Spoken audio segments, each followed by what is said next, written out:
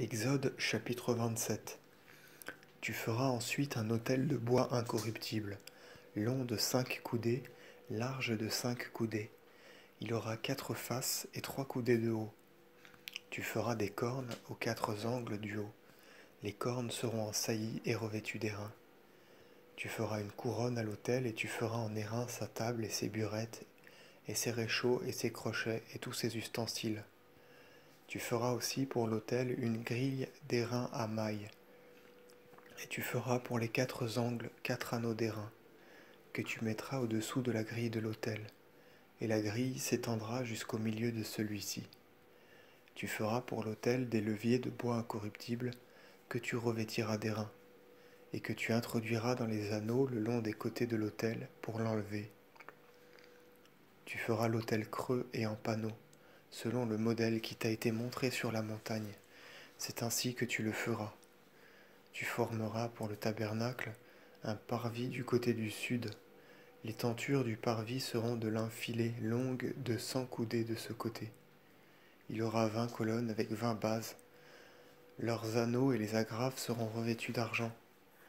De même, du côté du nord, la tenture sera de 100 coudées de long, avec 20 colonnes, et leurs 20 bases d'airain, et tu revêtiras d'argent les bases, les anneaux et les agrafes.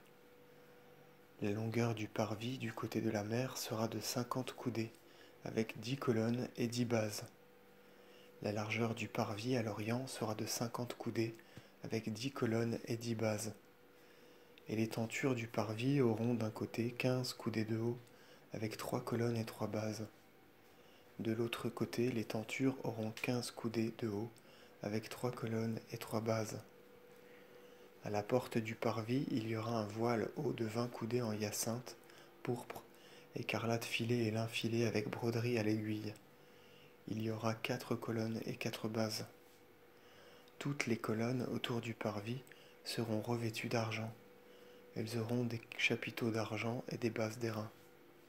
Le parvis aura des deux côtés 100 coudées de long, et devant et derrière 50 coudées de large. Ces tentures auront en hauteur 25 coudées, et les colonnes auront des bases d'airain. Et tout l'ameublement et tous les ustensiles, et les piquets du parvis seront d'airain. Ordonne encore aux fils d'Israël de te donner de l'huile d'olive, sans lie pure, pilée au mortier, pour brûler et éclairer, car la lampe doit brûler toujours. Dans le tabernacle du témoignage, devant le voile de l'alliance, Aaron et ses fils la feront brûler devant le Seigneur du soir au matin. C'est une loi perpétuelle pour toutes les générations des fils d'Israël.